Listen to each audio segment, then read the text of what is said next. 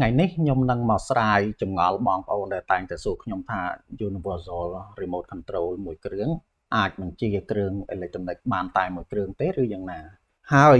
Universal Remote Control គឺជាអ្វី Universal Remote Control ហ្នឹងគឺជា Remote Control ឬដែលយើងតែងតែហៅថា Tele បញ្ជាហ្នឹងដូចជាបញ្ជាទូរទស្សន៍មញ៉េម៉ាស៊ីនត្រជាក់ឬក៏ speaker ជាដើមអីហ្នឹងប៉ុន្តែវាមាននៅគុណសម្បត្តិច្រើនលើសពី Tele ធម្មតាដែលយើងប្រើប្រាស់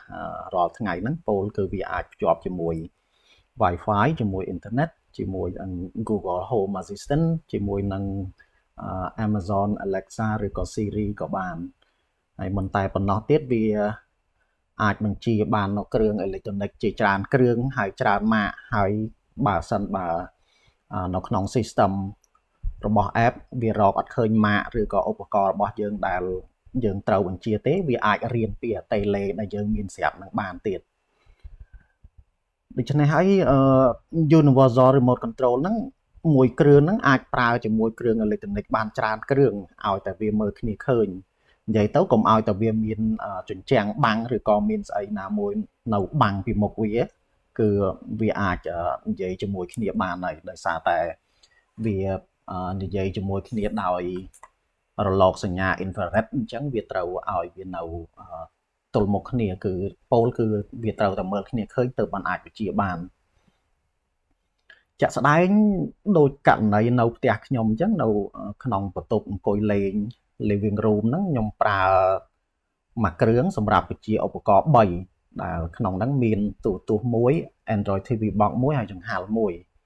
ហើយចំណែកឯម៉ាស៊ីនត្រជាក់វាអត់នៅក្នុងបន្ទប់អង្គុយលេងវានៅបន្ទប់ដេកអញ្ចឹងវាអត់អាចនិយាយគ្នាបានទេដោយសារវាបាំងគ្នាអញ្ចឹងខ្ញុំត្រូវថែម remote control នឹងមួយទៀតនៅក្នុងបន្ទប់ដេកដែលខ្ញុំប្រើសម្រាប់បញ្ជាម៉ាស៊ីនត្រជាក់ហ្នឹងដោយដែលឃើញនៅក្នុង app ខ្ញុំបង្ហាញហ្នឹងអញ្ចឹងគឺនៅក្នុង app របស់ Broadlink ហ្នឹងខ្ញុំមានឧបករណ៍3នៅក្នុង living room ហើយឧបករណ៍មួយទៀតនៅក្នុងបន្ទប់ដេក Hey Google turn off the TV Sure, turning the TV off. Hey Google turn off the Zido